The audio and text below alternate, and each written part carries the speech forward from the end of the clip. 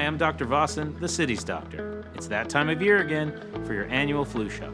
And with COVID 19 still around, it's just as important to stay up to date with your COVID 19 vaccinations. COVID 19 and the flu have similar symptoms like fatigue, body aches, headache, sore throat, congestion, and runny nose, and both can make you severely ill. So if you have symptoms, it's important to get tested for COVID 19 and flu to know what to do next.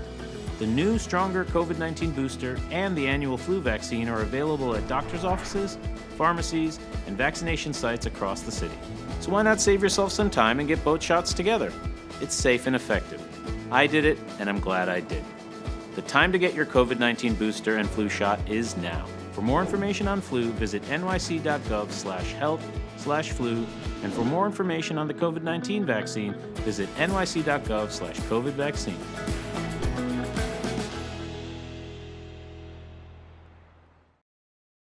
어제 연준의 금리 인상 직후 일제히 상승하던 뉴욕 증시가 뒤이어 개최된 제롬 파월 연준 의장의 강력한 통화 긴축 정책 지속 발언으로 대폭락이 연출됐습니다.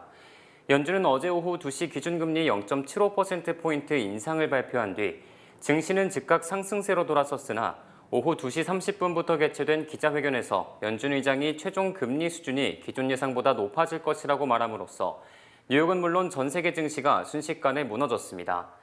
파월 의장은 어제 기자회견에서 금리 인상 중단을 고려하는 것은 매우 시기상조, 우리는 가야 할 길이 여전히 멀다고 말하는 등 앞으로도 상당 기간 금리 인상 기조를 유지할 것임을 시사했습니다. 어제 파월 의장 기자회견 뒤 세계 최고 갑부 500명의 보유 주식 가치가 1시간 30분 동안 590억 달러, 약 84조 원이 사라진 것으로 집계됐습니다.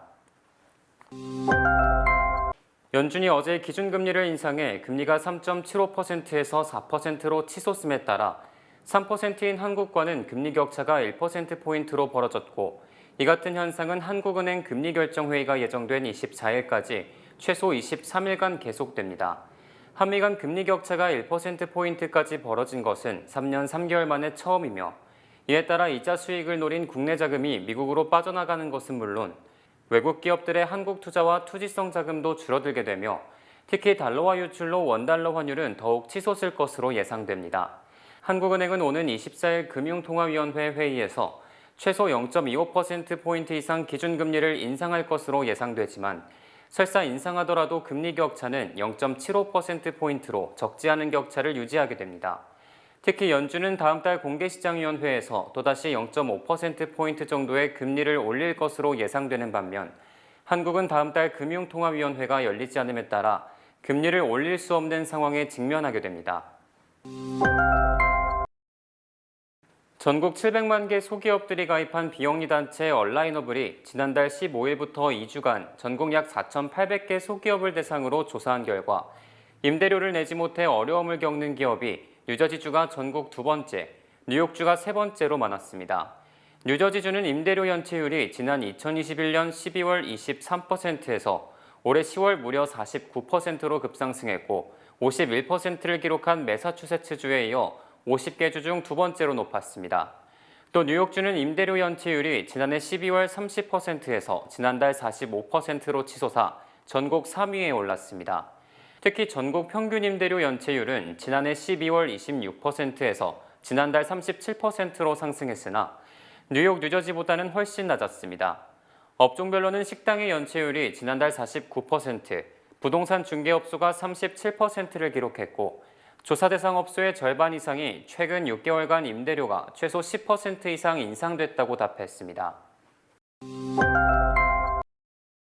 미 상무부는 9월 상품과 서비스 등 무역 수지 적자가 730억 달러로 한 달 전보다 11.6% 급증했다고 오늘 밝혔습니다.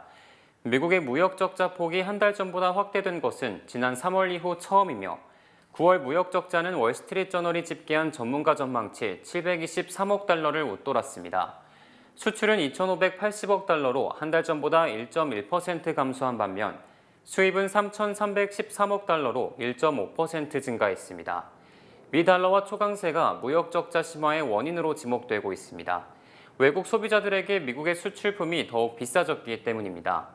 아울러 글로벌 경제가 둔화되고 경기 침체 우려가 높아지면서 미국을 비롯한 각국 소비자들이 지출을 줄이고 있다는 점도 향후 무역 적자 악화 가능성을 높이고 있습니다.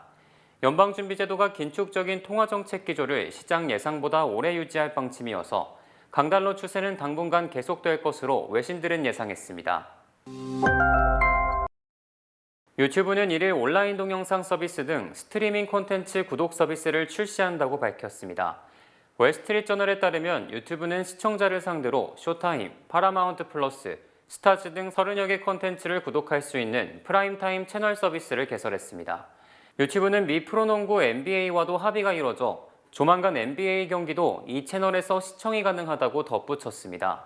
월스트리트저널은 유튜브가 이 시장을 선점하고 있는 애플, 로쿠, 아마존 등과 치열한 경쟁을 벌일 것으로 전망했으며 유튜브는 이 채널이 이용자가 올린 콘텐츠와 통합되면서 시청자들이 해당 콘텐츠를 구매할 수 있게 될 것이라고 기대했습니다.